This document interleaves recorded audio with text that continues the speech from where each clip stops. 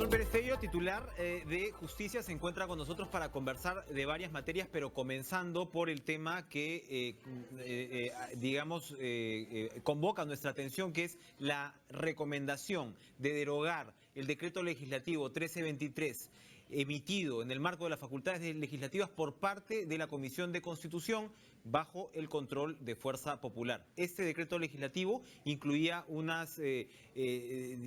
agravaba delitos que tenían que ver con lo que se llama crímenes de odio, y esto está amparado, Marisol, gracias por estar con nosotros, en una discusión que, según el fujimorismo, ustedes se excedieron en las facultades que les dieron. ¿Cómo es esto? Para empezar y para poder ordenar yo te agradezco mucho la oportunidad de explicar cuál es el contexto en el que parte de esta norma, solamente lo vinculado a discriminación y a las categorías que pueden ser discriminadas, es propuesto para ser derogado por la Comisión de Constitución. Yo creo que en un error, en un retroceso, que además compromete internacionalmente al Estado peruano, porque aquí se pidieron expresamente facultades para adecuar los tipos penales al tema de violencia de género. Expresamente. Artículo 2, numeral 2, inciso A. Regulación vigente de los beneficios penitenciarios para combatir la violencia familiar y la violencia de género. Eso es lo que textualmente dice. Entonces no hay acá, el Congreso solamente puede revisar una norma por dos cosas: o porque es inconstitucional, que no es el caso, porque hay sentencias de la Corte, hay sentencias del Tribunal Constitucional, hay legislación actualmente a nivel del Poder Judicial que ya tiene una jurisprudencia uniforme que habla de la violencia de género y de todas sus manifestaciones, una de ellas la que se genera por orientación sexual y por identidad de género, que es en realidad la madre del cordero. Ahora, pero acá o sea, no nos engañemos, porque aquí se han derogado todos los supuestos, origen migratorio, nacionalidad, edad, pero en realidad el gran debate ha sido si se incorporaban o no las categorías de orientación sexual y identidad. Usted se refiere a la madre del cordero porque efectivamente, de repente cuando ellos dicen, nos quieren pasar de contrabando el tema, dice combatir la violencia familiar y la violencia de género, ellos estaban interpretando o acotando que esto se limitaba a pegarle a la mujer. Luego el señor Julio Rosas, parlamentario de Fuerza Popular, ha salido a decir que los derechos no se los dan a las orientaciones, sino a las personas. O sea, yo creo que esa es un poco la postura, finalmente, que ha animado esta recomendación de la derogatoria. ¿Puede haber eso, que el fujimorismo haya sentido o haya interpretado en un principio que aquí no se iba a tocar probablemente derechos de minorías vulnerables? Bueno, eso no lo creo, porque reflejaría una profunda ignorancia sobre el tema, ¿no? La doctrina sobre la violencia de género es una doctrina muy amplia. Le ha costado mucho a la humanidad avanzar en la protección de las poblaciones que son discriminadas en razón del sexo, y en razón del sexo se discrimina a hombres y a mujeres a las que les gustan las mujeres, a hombres a los que les gustan los hombres y a mujeres a las que les gustan los hombres, indistinto. Y esto no hace un juicio respecto de si eso está bien o está mal. Lo real es que el Estado tiene que proteger, tiene el deber de garantizar y de proteger los derechos de todas las personas, independientemente de qué sexo tengan y de qué cosa hagan con él. ¿Qué nos daba el decreto legislativo? Nos daba claridad respecto a las categorías protegidas, porque, mira, ya hubo un debate similar. Yo era presidenta de la Comisión de Justicia y la forma en la que ellos han regresado, la de cualquier otra índole, la incorporé porque en ese contexto no había ninguna posibilidad de sentar una posición. El gobierno del expresidente Humala nunca se pronunció sobre este tema directamente, no hubo una política de Estado clara. En el Plan Nacional de Derechos Humanos se excluyó exprofesamente hacer un capítulo sobre poblaciones vulnerables e incorporar al grupo LGTBI. En el informe periódico universal del año 2011, el Estado peruano se exigió en el mundo que incorporáramos las normas de protección expresamente. El Estado peruano hizo un compromiso tímido sobre ese tema y nunca hizo nada. El presidente Kuczynski, en cambio, y todo el gabinete ha tomado una posición clara en esto. Esta tipificación o esta clasificación que usted dice que nos daba el decreto legislativo, ¿qué iba a facilitar en términos, por ejemplo, penales? ¿Cómo se iban a castigar estos delitos? ¿Cómo se iban a diferenciar de otros? Que no ibas a permitir que un juez que tuviera una interpretación restrictiva no considerara más peligroso, es decir, un agravante, por ejemplo, o no sancionara a quien discriminaba obviamente los extranjeros, eso supuesto no hay duda, a una persona por ser homosexual. Porque mira, detrás de esto hay una cosa que es muy grave. Hablamos de discriminación y también de consecuencias en crímenes, ¿verdad? Claro, el agravante, ¿no? Ya. O sea, ¿qué pasa? Si Juan mata a María porque es lesbiana, la mata porque es lesbiana, no porque es María, no porque quiere robarle el celular, no porque la atropella de casualidad. La mata porque es lesbiana. Entonces este Juan me demuestra el peligro que tiene, porque va a matar a otras lesbianas, porque su móvil, lo que hay detrás de su conducta es que desprecia a una persona que tiene una decisión respecto de su vida distinta a la de él. Un paréntesis, Marisol, para que los televidentes entiendan. Ahora mismo hay un crimen en investigación que es muy probable que haya sido un crimen de odio, que es el de José Ayactayo. Sí, claro. Un Claro. crimen espantoso, Claramente. con un cuerpo descuartizado, un crimen que no se Claramente. resuelve, para que se entienda lo que es. Sí, claro. Y uno mismo, a lo largo de los años de la vida, ha encontrado personas homosexuales que probablemente no daban a conocer su condición, lo cual tienen todo el derecho de hacerlo, y terminaban, por ejemplo, Asesinados. ahorcados en un cuarto de hotel.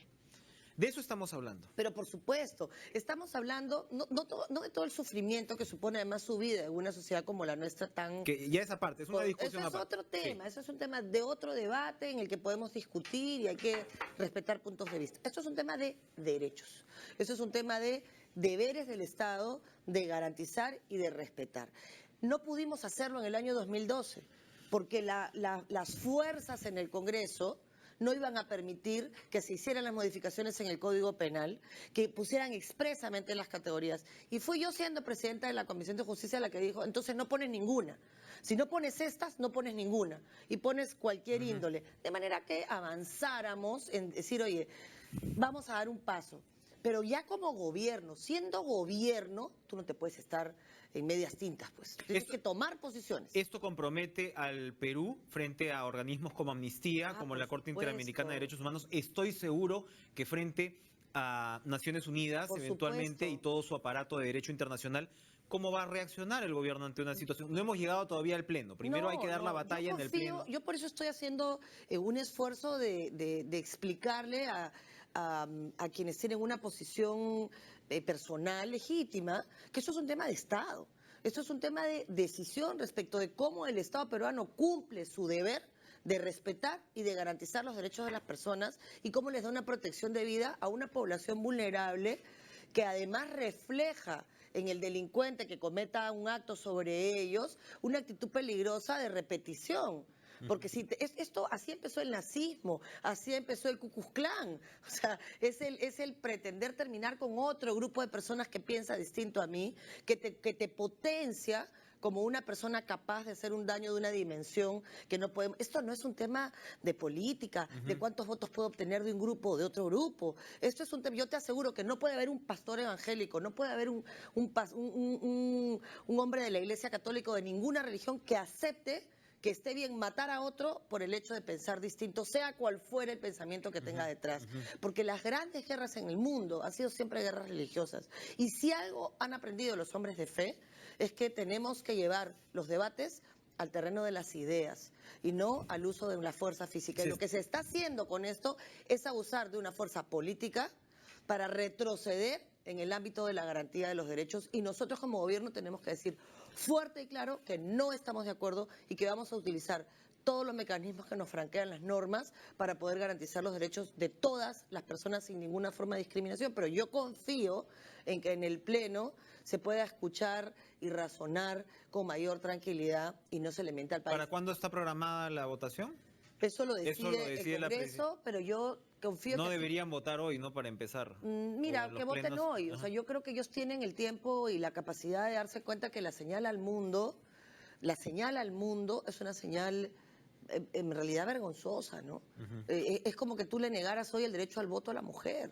O sea, hay batallas que se han ido ganando en la humanidad en las que no se puede retroceder. No, y aparte, para terminar esta parte, estamos pues inmersos, por ejemplo, en los debates sobre unión civil, sobre matrimonio igualitario, que tiene una complejidad, ¿no? Ya, Porque el tema del matrimonio muchos lo asocian la institución en sí con un origen religioso, y si debe ser unión civil o matrimonio, en fin, igual tenemos que llegar a una conclusión de derechos civiles, pero aquí estamos hablando varios pasos atrás. Absolutamente. Es como si estuvieras, como dices tú, discutiendo sobre si la Tierra es redonda. El voto de la mujer o el voto, no sé, de los negros y retroceder a los años de la esclavitud. O sea, son 3 o 4 pasos bastante más atrás. Estamos hablando de elementos de humanidad bastante centrales. Estás hablando de reconocimiento de los seres humanos, del derecho a ser protegidos por el Estado, sin que importe el color de tu piel, cómo piensas o qué religión tienes. Y que ellos nieguen la posibilidad de poner las categorías expresamente, por lo menos debiera haber más sinceridad en el argumento. Se lo vamos a preguntar a Miguel Torres, que va a venir en unos minutos. Yo estoy segura que Miguel ayudará en una etapa de reflexión a darle a esto un contenido constitucional, porque en realidad nosotros sí creemos que como Congreso nos desprestigiamos. Un par de preguntas sobre la reconstrucción, la emergencia. Usted tiene que ver con Ancash. Ahí, ¿cómo se está encarando el tema para luego preguntarle sobre unos temas de salud que también son preocupantes? Bueno, Ancash está avanzando mucho. Yo paso 4 días de la semana todavía en Ancash, que es lo que corresponde. Estoy yéndome, de hecho, mañana a ver una zona que ha sido devastada por un huaico hace 2 días, en la zona de Payasca. O sea, volado una carretera, felizmente que no ha habido daño en vidas humanas, ni han habido heridos, ni ha afectado casas, pero sí ha dejado aislada a una comunidad. Ese es mi problema principal ahora, porque Ancash tiene la lógica de Huaraz, que se mira, y de la costa, Casma, Guarmey y Santa, en particular Chimbote, que mira hacia el mar. Y tienes una franja central que es toda la zona de Aija, la zona de Bolognesi, la zona de Recuay, que está un poco fuera de la dinámica de Ancash en general. Entonces lo primero que hemos hecho es concebir a Ancash como un todo, ratificar el principio de autoridad. Hay autoridades elegidas, unas mejores que otras, pero hay autoridades elegidas por las que hay que canalizar todo el trabajo. Hemos consolidado un COEL en Guarmey que funciona a la maravilla. El Viceministerio de Derechos Humanos es el responsable de monitorear a Guarmey, que es en realidad la zona más dañada en conjunto de todo Ancash, donde los huaicos se sintieron con más fuerza. Y tenemos un COEL bien constituido en la zona del Santa, en la zona de Casma. Hay un COEL en el sur que inauguramos recientemente izando la bandera, cosa que fue muy lindo. Y tenemos además COERs en Huaraz, los días martes, los días lunes, donde verificamos toda la problemática. ¿Qué hemos hecho? Recuperamos transitabilidad en la Panamericana Norte, que es lo más importante. Nos falta cerrar solamente el puente que une al Santa con Coixco, que es el puente sobre el río Xillo, que además es fruto de un desborde por la mala construcción y la mala autorización de construcción de una fábrica, que también habrá que solucionarlo. Y ya hemos arreglado la carretera Pativilca-Huaraz, que obviamente todo esto es temporal, habrá que hacer todas las reflexiones después. Arreglar la transitabilidad, eso te permite que entren alimentos, máquinas, en fin, que se normalice un poco la vida.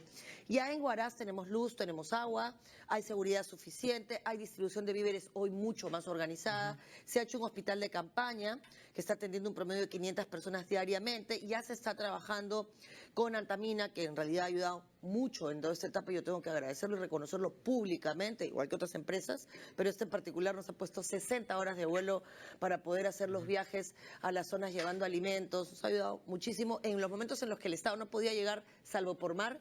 En realidad la empresa privada en general, en particular también en Guarmey, pero en general se ha portado a la altura de las circunstancias largamente. Y luego ya tenemos en Guarmey este hospital.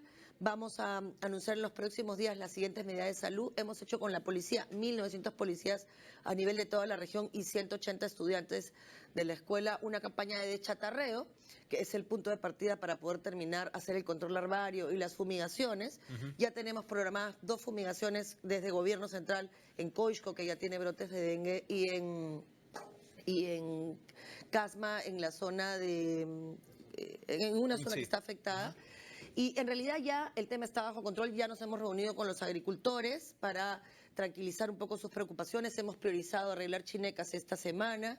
Los pescadores también están mostrando un poco de preocupación. En fin, la cosa va muy bien. Es un destino tradicional de Semana Santa, Ancash. Probablemente no lo sea tanto este año. ¿Estará preparado para recibir actividad turística? Yo creo que Ancash esta semana va a significar lo que significa en realidad la Semana Santa, que es la resiliencia, la capacidad de sobreponerse, en este caso a la muerte, y en este es a a la devastación de la naturaleza. O sea, creo que es un buen momento para recordar lo que la Semana Santa es una buena significa. respuesta. ¿Está preparado el gobierno para enfrentar la contingencia de salud? Hay quienes dicen que se le ha puesto mucha atención al tema de reconstrucción, lo cual, bueno, está bien, pero tenemos 600 casos de dengue en Piura, Claro. tenemos esta variante, se me va siempre el nombre de la UTA, que es ¿no? la leishmaniasis, Sí, ¿no? sí, Que dicen que, bueno, que los médicos en realidad, dada la superación ya de esta enfermedad hace años, es poco preparados lo que están.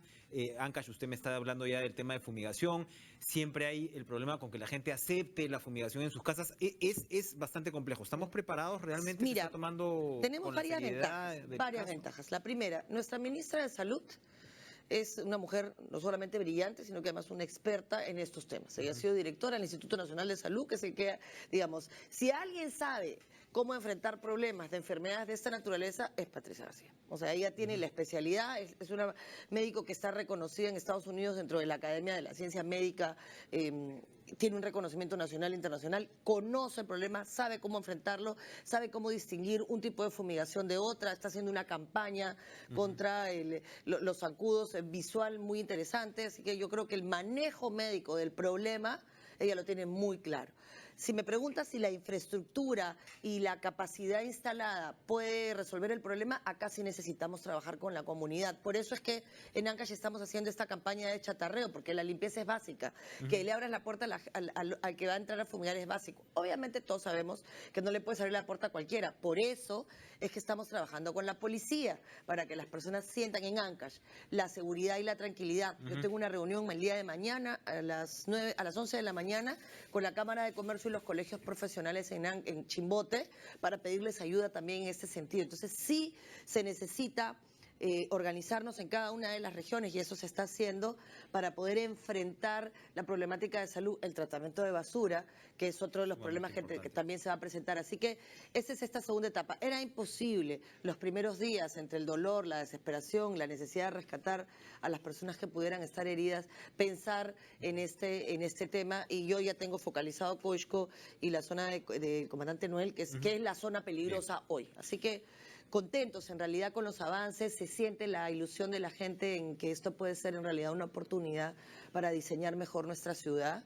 Y yo ratifico mi agradecimiento al presidente por haberme asignado una región que te imponía tantos retos y haber contado con alcaldes, con autoridades y con población civil tan comprometida. Bien, Marisol Pérez Tello, con las pilas puestas, entonces nos ha acompañado esta mañana y ha planteado, yo creo, lo que es la posición del Ejecutivo en el caso de la derogatoria del 1323, discusión que continuaremos en minutos con Miguel Torres. Gracias, Marisol, Muchas gracias por acompañarnos esta mañana.